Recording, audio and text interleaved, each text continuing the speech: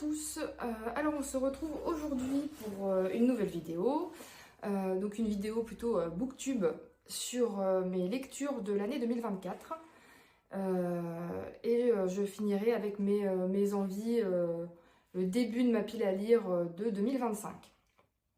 Donc j'ai séparé mes lectures, alors il n'y en a pas 150, je crois que je suis pas à 10 lectures. Moi, je me vise généralement un livre par mois parce que je lis pas très vite. En plus, je tricote et en plus, je regarde des séries. Donc, du coup, voilà, je suis pas une grande lectrice.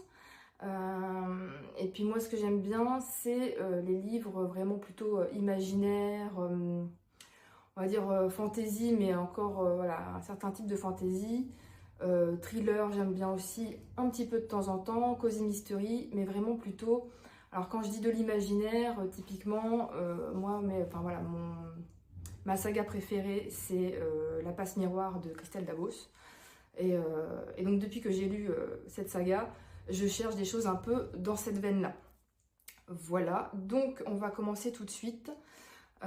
J'ai pris alors, des petites notes et je ne suis pas très bonne en résumé, mais je vais être, je pense, un peu meilleure sur peut-être ma critique de ce que j'ai aimé, ce que j'ai moins aimé.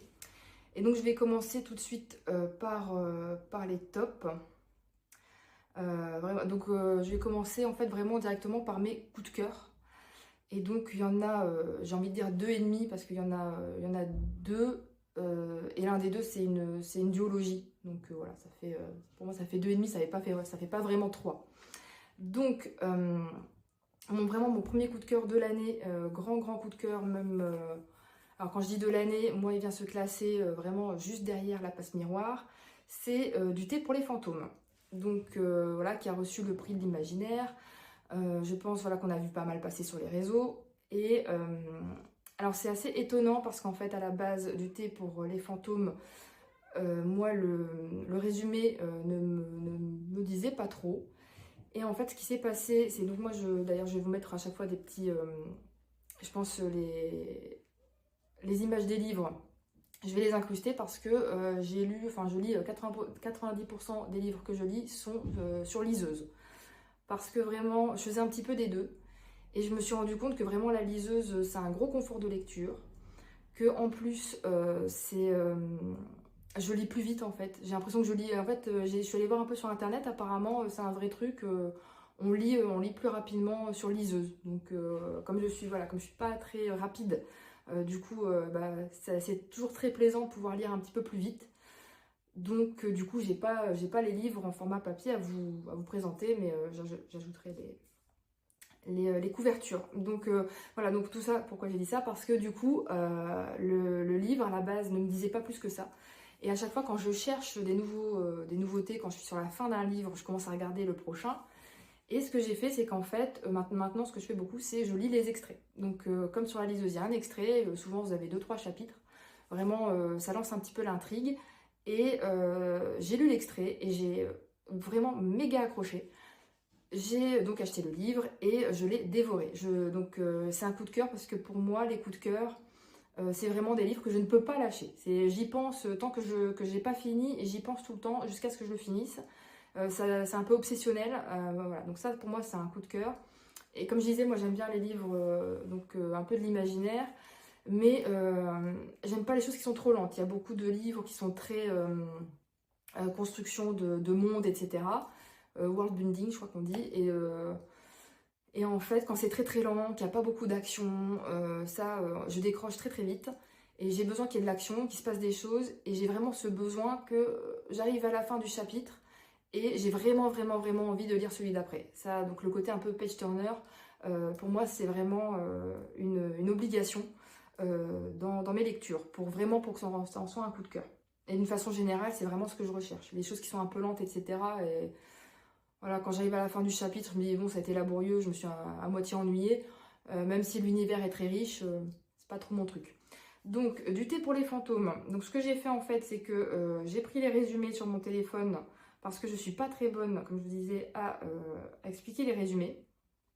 Donc, je vous lis le résumé et après, je vous dirai mon avis. Donc, quand on est vivant, on occupe la place que les morts ont laissée. C'est la règle. Agonie et sorcière. Félicité, passeuse de fantômes. Le silence dure depuis 30 ans entre ces deux filles de berger, jusqu'au jour où la mort brutale de leur mère les réunit malgré elles. Pour recueillir ces derniers mots, elles doivent retrouver son spectre, retracer ensemble le passé de cette femme qui a aimé l'une et rejeté l'autre. Mais le fantôme de leur mère reste introuvable et les témoins de sa vie, morts ou vivants, en dessinent un portrait étrange, voire contradictoire. Que voulait-elle révéler avant de mourir? Qui était vraiment cette femme fragmentée multiple? Leur quête de vérité emmènera les sœurs des ruelles de Nice au désert d'Almeria, de la vallée des merveilles au village abandonné de Provence et dans les profondeurs des silences familiaux. Entrez dans le salon de thé, prenez une tasse chaude à l'abri de la pluie, écoutez leur histoire. Donc voilà, moi de base j'avais pas adhéré trop, je m'étais dit bon ça a l'air un peu bizarre ce truc. J'ai vu une vidéo d'une personne qui disait c'est un ovni, oui c'est un peu ça. Et en fait, moi ce que j'ai aimé, c'est vraiment l'histoire familiale. Alors ça m'arrive pas souvent, mais ce livre m'a tiré les larmes. Donc il y a quand même des chapitres que je trouve très très durs.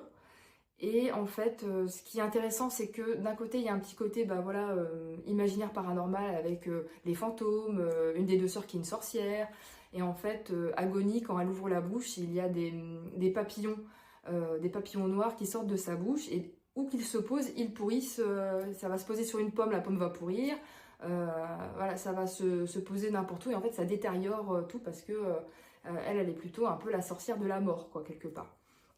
Et en fait, donc ça, de ce côté-là, il est assez intéressant, du coup, très imaginaire. Et en plus, il y a une enquête. Et ça, je trouve ça pas mal du tout, parce que du coup, elles doivent essayer de retracer l'histoire familiale. Et elles se rendent compte qu'en fait, leur mère leur a caché vraiment ses origines, etc. Et donc, on voit, donc il y a un côté un peu généalogique. Et du coup, ça m'a bien embarqué, parce que je me suis dit, bah, je commence à comprendre pourquoi il y a des personnes qui sont intéressées par leur généalogie. Et il y a des façons de faire, donc il faut aller chercher dans les archives. Des archives, on trouve des infos, elles font un tour dans le cimetière pour essayer de retrouver les tombes des grands-parents, voir à quelle époque ils sont morts, où ils sont morts, etc., pour essayer de retracer. Et en fait, c'est hyper intéressant. Et tout tourne effectivement entre l'une qui a été vraiment complètement rejetée par la mère, où c'est vraiment des choses très très dures, et l'autre qui en fait était vraiment la chouchoute.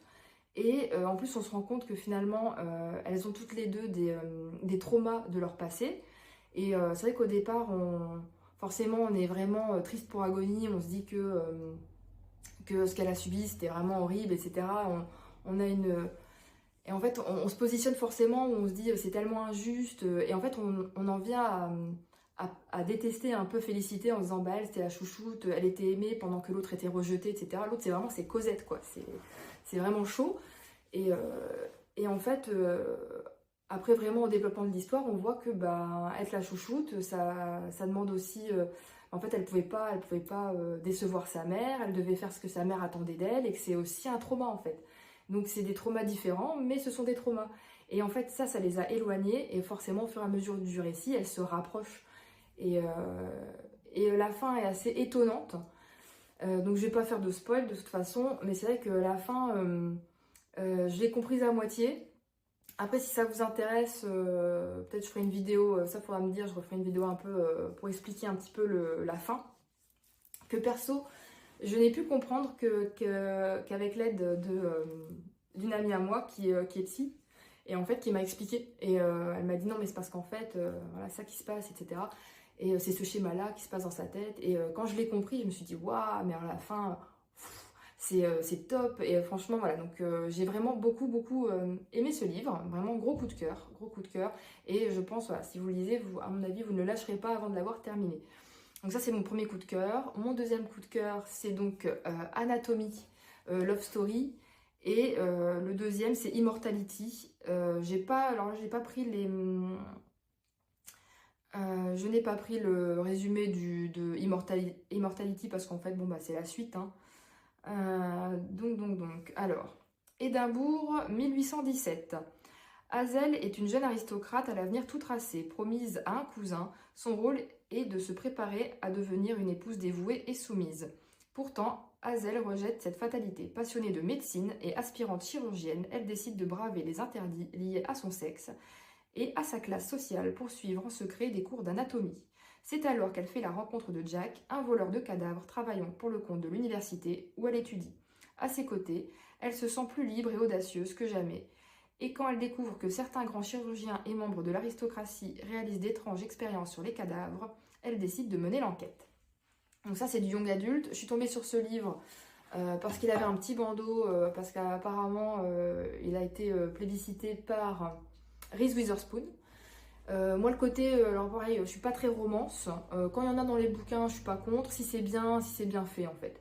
Et qu'il n'y ait pas de smut, ça c'est pas, ça vraiment j'adhère pas. Donc là en tout cas la romance, elle prend la place juste ce qu'il faut. Je trouve que c'est vraiment super bien. Et d'ailleurs donc c'est pas le seul livre, mais voilà moi pareil je suis pas, c'est pas sur, enfin dans mes vidéos que vous, dans mes critiques que vous trouverez des bouquins super féministes parce que c'est pas ma, enfin c'est pas ma cam, c'est pas mon combat. La place de la femme c'est important, j'en suis une, ok. Maintenant voilà, je suis vraiment pas dans ce truc. Excusez-moi. Du coup, voilà, c'est pas mon cheval de bataille, donc je ne choisis pas les livres pour ça. Et pareil, si je lis un livre qui a un aspect féministe, de la même façon que pour une romance, il faut que ce soit bien amené, il faut que ce soit constructif et que ce soit pas le féminisme pour le féminisme, quoi. Voilà, j'ai pas envie de lire un essai pro-féministe, c'est pas mon truc.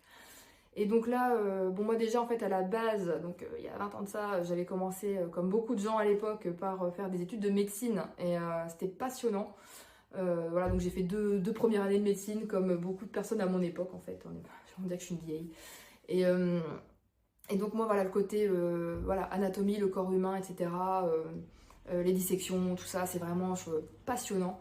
Donc ça on le retrouve, il y a un côté un peu Frankenstein je trouve dans ce livre. Et dans le sens vraiment la découverte de l'anatomie, la découverte de la médecine au 19e. Je ne pourrais pas me tromper quand je dis le 19e, donc du coup je vais quand même vérifier. Oui, 1817, c'est le 19e. Et puis le côté, bah, voilà, c'est une femme, elle n'a pas le droit d'être médecin.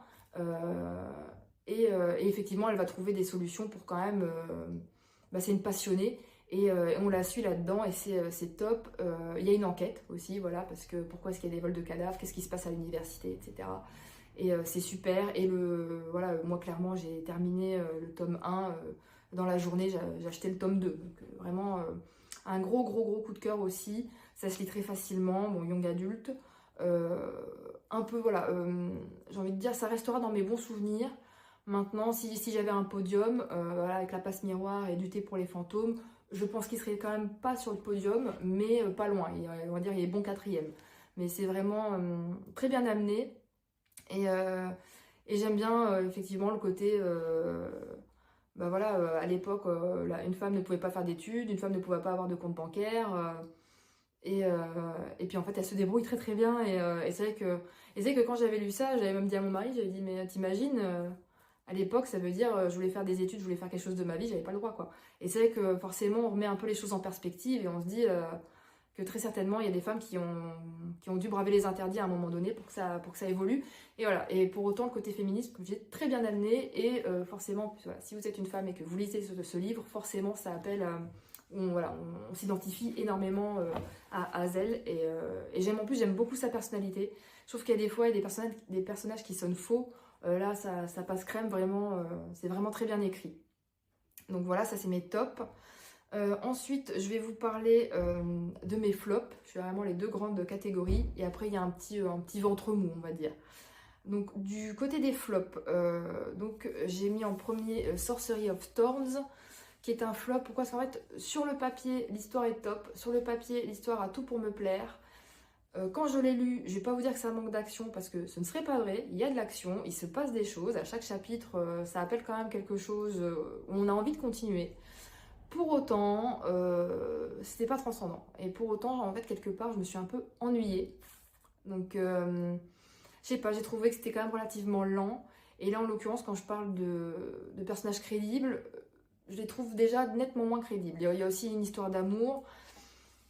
Mais en fait, on va dire, je sais pas, la mayonnaise n'a pas pris. Il n'y a pas la petite étincelle, il n'y a pas le petit truc qui fait que c'était bon, alors que sur le papier, ça avait tout pour plaire. Donc, je vais vous lire... le petit résumé.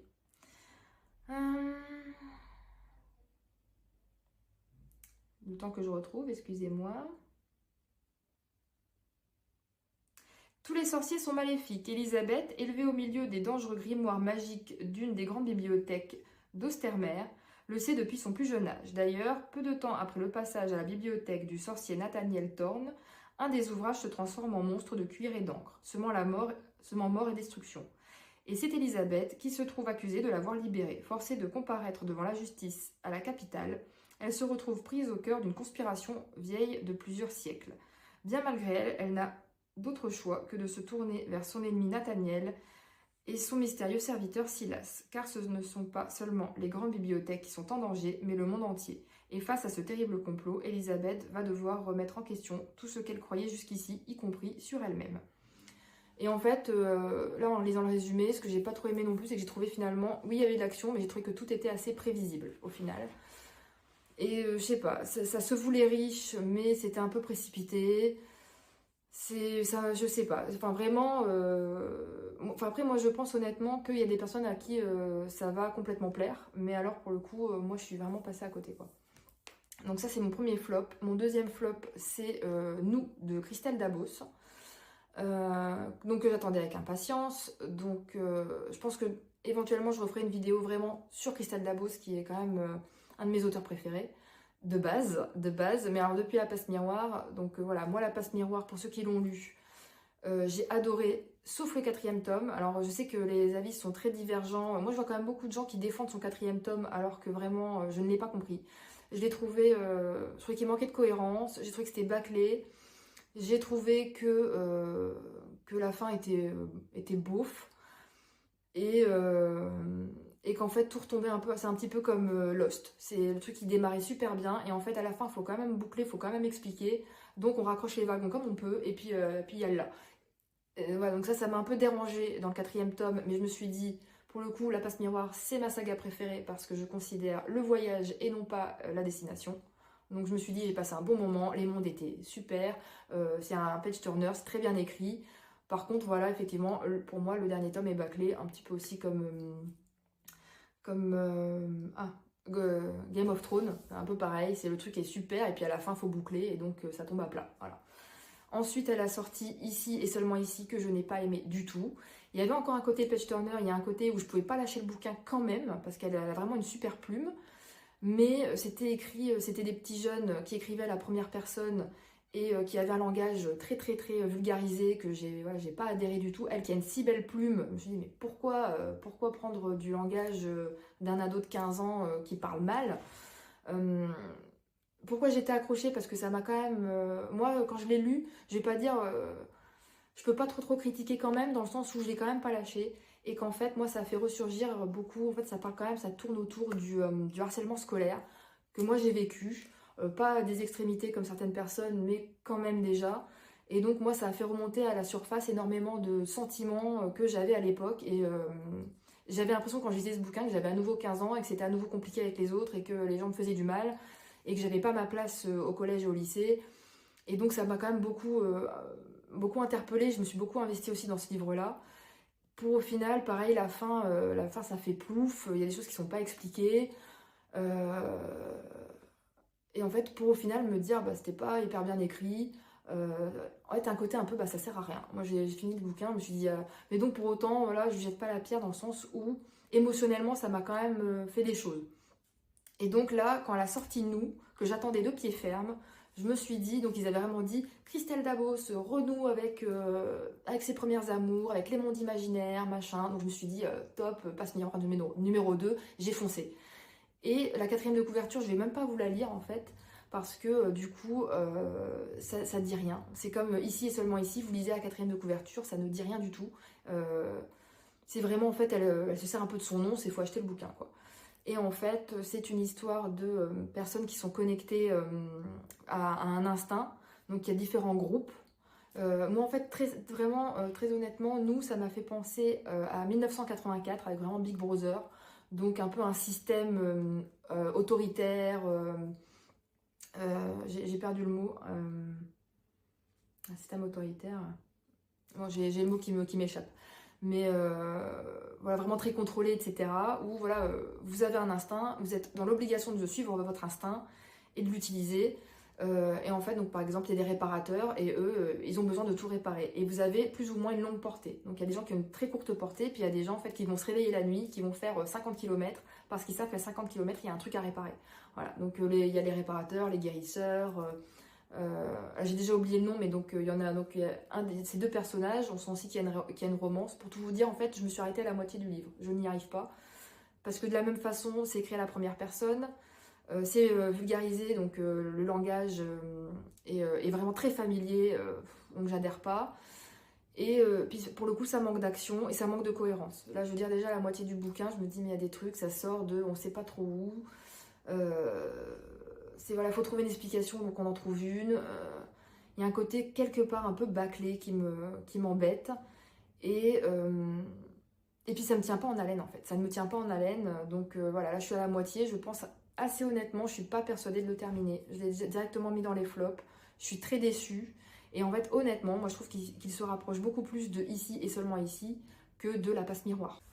Donc voilà, nous, je suis vraiment passée, je passe vraiment complètement à côté. Pour moi, c'est pas du Christelle Dabos, quoi. Après, je suis assez étonnée parce que j'ai vu énormément de très bonnes critiques.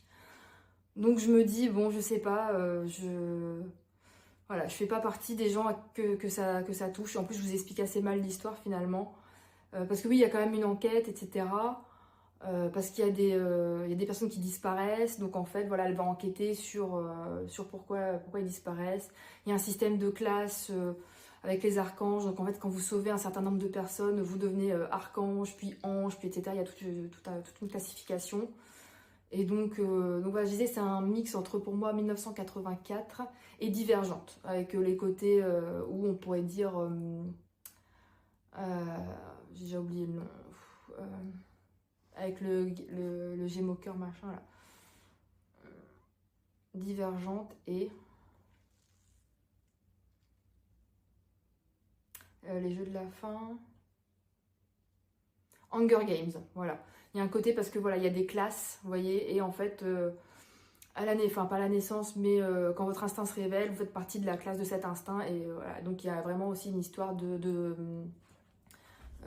enfin pas vraiment de classe, mais je sais plus comment ils appellent ça,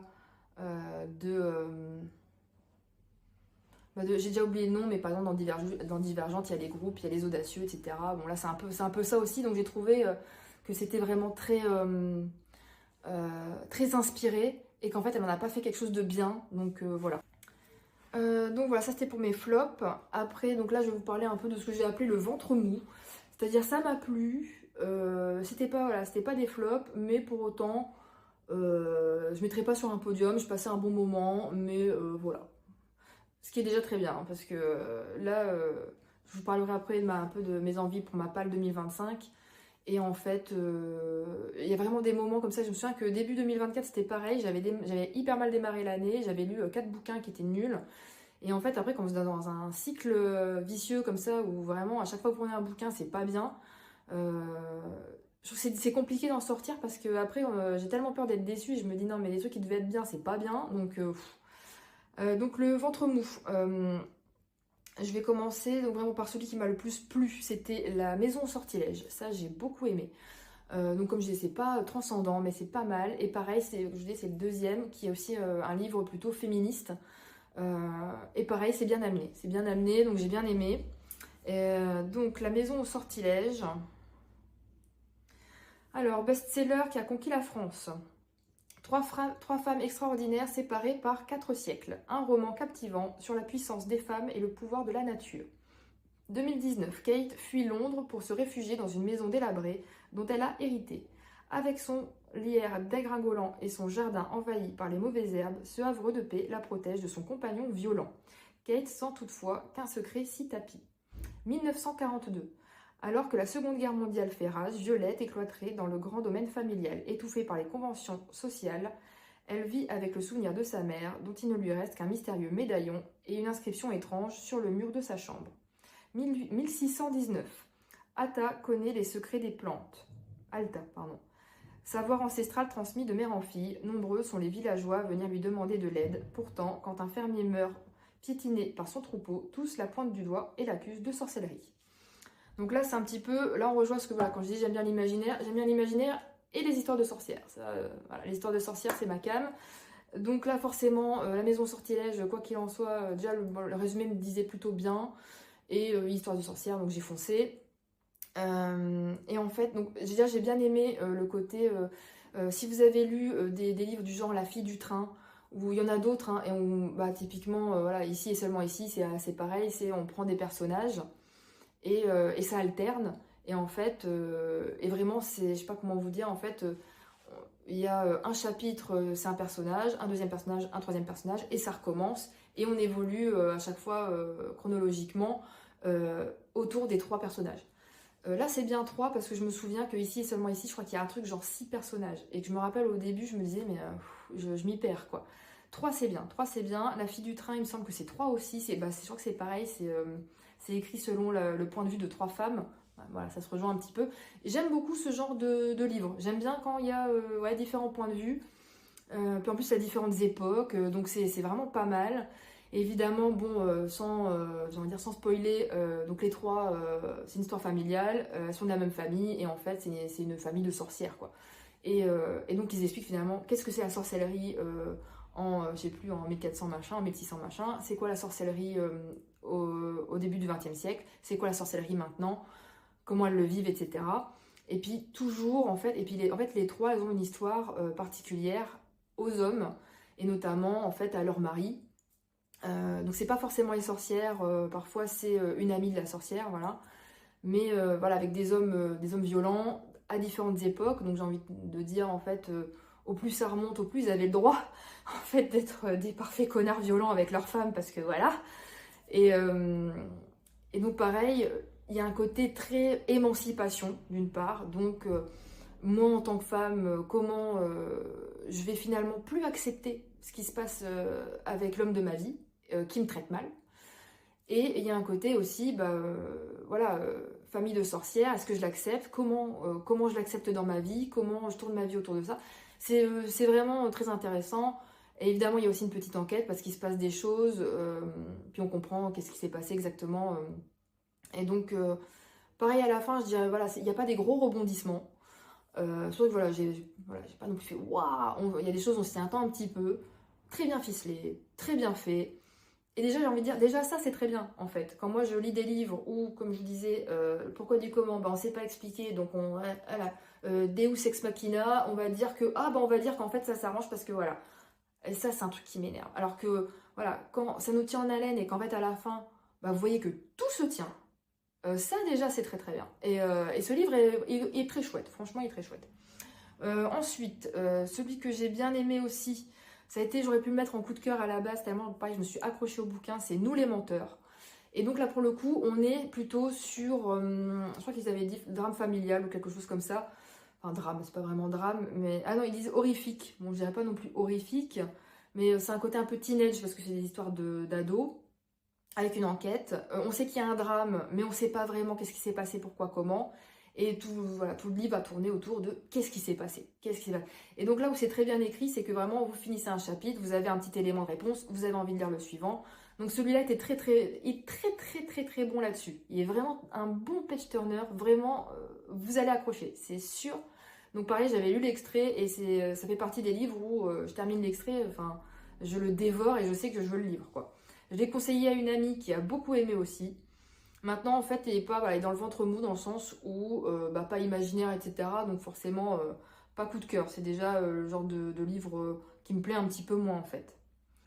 Alors, donc, une famille belle et distinguée, une île privée, une fille brillante blessée, un garçon passionné, engagé, un groupe de 4 adolescents, les menteurs, dont l'amitié sera destructrice, une révolution, un accident, un secret, mensonge sur mensonge, le grand amour, la vérité. Lisez-le et on vous demande comment ça se termine. Et si on vous demande comment ça se termine, mentez. Voilà, donc c'est pas mal. Et en fait, nous les menteurs, ils expliquent au début pourquoi le groupe d'ados s'appelle les menteurs. Donc ça, voilà, au moins ça pose le truc. Mais on ne le comprend vraiment qu'à la fin, en fait. Quand on comprend le drame et on comprend ce qui s'est joué, on comprend vraiment que ça a tourné autour du mensonge qui était très insidieux et qu'on n'avait pas vu venir. Donc très bon livre, très bon livre. Si après vous êtes plus dans ce genre de truc, c'est clairement ça peut être un top et ça peut aller sur un podium. Voilà. Et donc le dernier, voilà, donc c'est le plus moyen de tous, c'est un Cozy Mystery, Cottage, Fantôme et Guet-apens, qui me faisait de l'œil aussi. Très bien. Alors je vais vous lire le résumé. Si je le trouve, j'espère que je l'ai. Alors. Voilà. En se rendant pour affaires dans une ferme abandonnée, Lucas Burton découvre le cadavre d'une jeune fille. Ses ennuis commencent lorsque Penny Gower, employée au centre équestre, voit sa voiture quitter les lieux. En l'absence de pistes solides, l'inspectrice Jess Campbell, chargée de l'enquête, subit la pression du nouveau commissaire, Ian Carter. C'est alors qu'une autre victime est retrouvée. Pas mal. Très bon Cozy Mystery. C'est un bon... c'est pas un gros bouquin. J'ai lu en vacances, très bon bouquin de vacances. C'est un peu une sorte d'Agatha Christie, une petite enquête sympathique. Par contre, là où j'ai une grosse déception, et c'est pour ça que je l'ai mis vraiment en ventre mou sur la fin, vraiment sur le dernier match du podium, c'est parce qu'en fait, moi ce qu'on m'avait vendu dans les critiques, parce que voilà, à chaque fois je regarde un petit peu les critiques, et en fait ils disaient que c'était un Cozy Mystery avec une pointe de paranormal.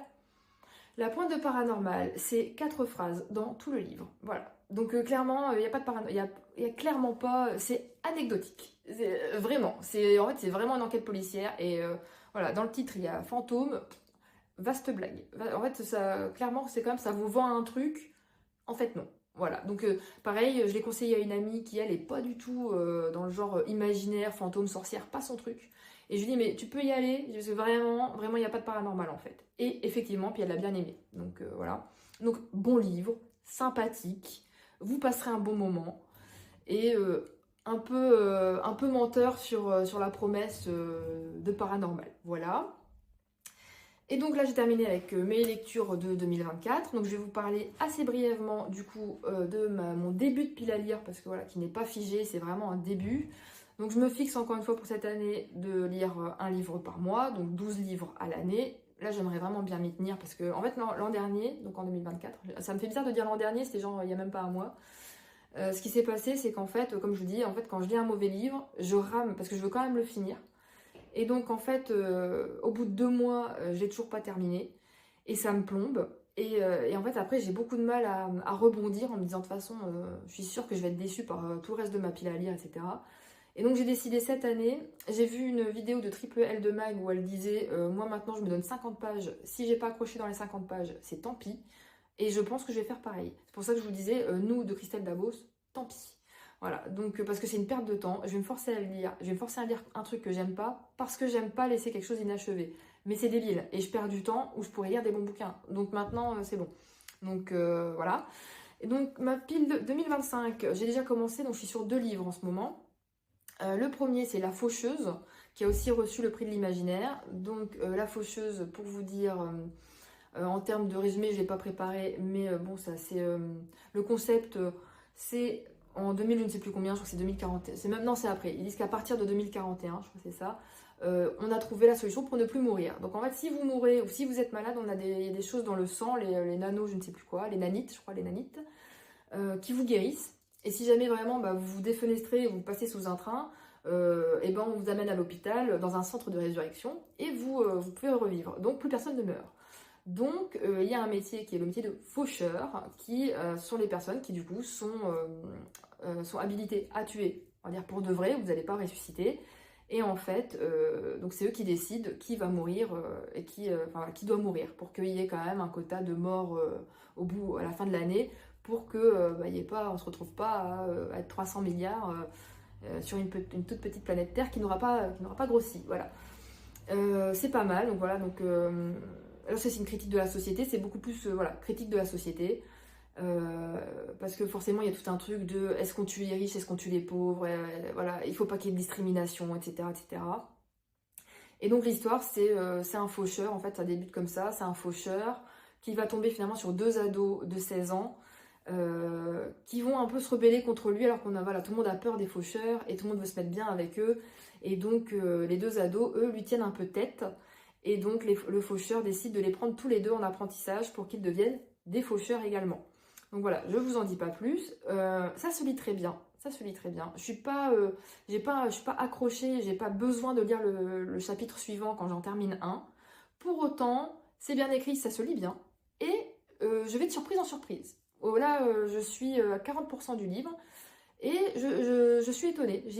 Ah bah tiens, je m'attendais pas à ce que ça se passe comme ça. Ah tiens, je m'attendais pas. Et pareil, il y a une petite enquête derrière. Il y a des choses, en fait, il y a un faucheur, on se doute qu'il fait des trucs pas trop réglo, mais on sait pas pourquoi. Donc c'est pas mal, c'est pas mal. Il y a 3 tomes. Je ne me mets aucune pression sur la lecture des 2 autres tomes. Je vais déjà finir celui-là. Pour l'instant, je passe un bon moment. Je mettrai pas, clairement, ce sera pas un top. Mais pour l'instant, oui, ça se laisse lire. J'attends, je me dis, comme je vais de surprise en surprise, je vais peut-être terminer le premier tome en me disant waouh, mais en fait, ça a été crescendo, je vais absolument lire le deuxième tome, je ne sais pas. Pour l'instant, je passe un bon moment. Le deuxième livre que je suis en train de lire, c'est donc un classique. C'est Le Magicien d'Oz. Parce que, pareil, imaginaire, sorcière, bon, il y a tout ce que j'aime. J'ai aussi un gros attrait pour les contes.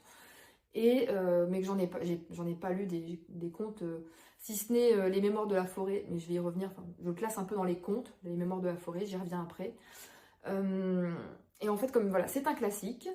J'avais vu le film quand j'étais gamine, mais donc le film qui date de 1980 ou je sais pas combien. Et je connais l'histoire rapidement, mais vraiment rapidement. Voilà, je sais que Dorothy, elle rencontre donc le bûcheron de fer blanc, l'épouvantail et le lion, que voilà, ils veulent tous les 4 quelque chose. Et puis ils suivent le chemin de Brique Jaune jusqu'au magicien d'Oz. Elle va tuer la méchante sorcière et elle va pouvoir repartir chez elle. Voilà, dans les grandes lignes. Mais voilà, j'avais jamais lu l'histoire, et là j'avais vraiment envie. Je me suis dit, mais en fait, c'est une histoire que j'adore, mais j'ai même pas lu le livre original. Donc voilà, cette année, je me suis dit, je vais commencer l'année. Et voilà, en toute franchise, donc j'ai une très belle version, j'avais mis sur Instagram, j'ai une version Minalima qui est très très belle. Et en fait, donc il y a 24 chapitres et je lis un chapitre tous les soirs avec mon fils de 5 ans. C'est un petit peu long pour lui encore, il y a des illustrations, mais il y a quand même beaucoup de pages de texte. Donc voilà, à 5 ans, c'est encore un peu compliqué à appréhender. C'est très bien écrit, mais un peu dans un ancien français. Alors quand je dis un ancien français, on s'entend, c'est traduit de l'anglais. Mais il y a des tournures de phrases qui sont un peu à l'ancienne. Et je sais que pour lui, c'est un peu difficile à appréhender. Donc quand je lui lis, derrière, je lui explique. Je dis, en fait, là, ce qu'ils sont en train de dire, c'est que ceci, c'est que cela. Pour autant, je passe un très très bon moment. Donc voilà, donc je lirai sur le mois, puisque je fais un chapitre tous les soirs. Bon, ça se lirait plus vite si je le lisais pour moi. Mais voilà, je passe un bon moment. Donc ensuite, dans mes autres envies 2025, il y a donc Les Mémoires de la Forêt. J'ai lu le premier tome il y a 2 ans, je pense. Je pense que c'était pas en 2024, mais ça devait être en 2023. J'ai adoré, je trouvais que c'était féerique, c'est vraiment... Voilà. Je vais pas plus parler de l'histoire que ça, parce que il fait partie des livres qu'on a vus partout sur les réseaux. Donc je pense qu'en fait vous connaissez. Donc il y a 3 tomes encore, et donc il y en a 4 en tout. J'ai vraiment adoré le premier. Après c'est quand même plus que young adulte, on est sur du jeunesse. Donc moi le jeunesse, voilà, c'est gentil, etc. Maintenant, voilà, j'ai pas un énorme... j'aime bien, mais je pourrais pas lire que du jeunesse. Moi je suis vraiment très young adulte en fait. C'est vraiment plutôt ça qui me plaît. Et donc voilà, mais j'ai vraiment beaucoup aimé le premier tome. Je trouvais que tout était très bien amené, tout était oui, féerique, vraiment merveilleux. C'était un très bon moment. Et je me rappelle vraiment m'être dit, clairement, je lirai la saga parce que j'aime beaucoup. Et donc je me suis dit, je ne sais pas si je lirai 3 tomes cette année, mais clairement, j'irai au moins le tome 2. Ensuite, je veux lire également dans les classiques Le Fantôme de l'Opéra. Donc ça c'est pareil, un classique que je veux lire depuis des années. J'avais vu, de la même façon, j'ai vu le film quand j'étais petite. J'avais adoré l'histoire, j'avais vraiment trop accroché. Je sais que c'est aussi une enquête, etc. J'ai vu des vidéos booktube où les personnes disaient que c'était très noir, c'était vraiment très lugubre, etc. Qu'il y a vraiment une ambiance un peu gothique, etc., etc.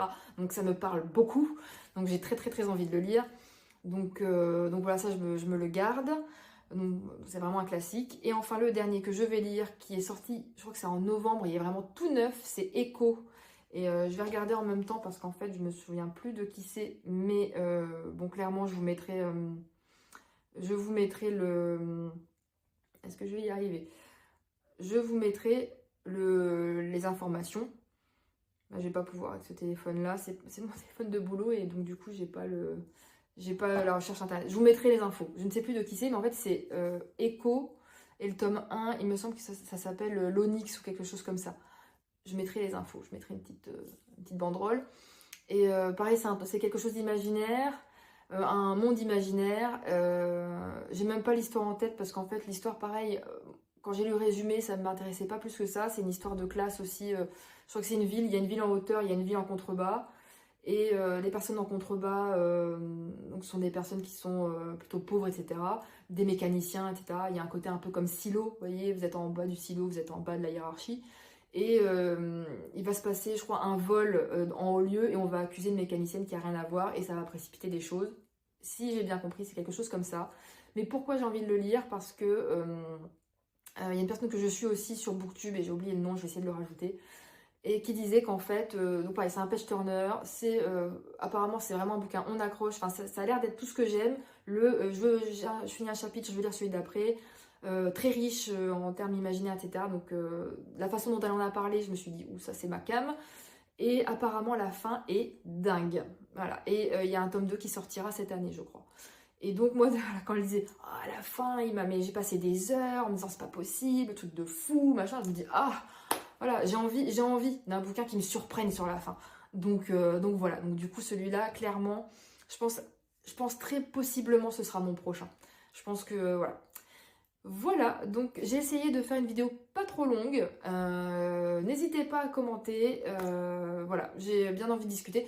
Alors voilà, comme d'autres personnes de Booktube disent souvent en bonne intelligence, on a le droit d'avoir des goûts différents. Voilà, donc gentiment, dites-moi vos avis. C'est toujours très constructif de parler avec quelqu'un qui, voilà, j'ai détesté quelque chose, vous avez adoré ou inversement. Donc n'hésitez pas. Et je vous dis à bientôt sur la chaîne parce que voilà, je compte, si je tiens mon truc, je compte vous proposer bientôt d'autres vidéos. Voilà, je vous souhaite une bonne lecture et à bientôt. Salut!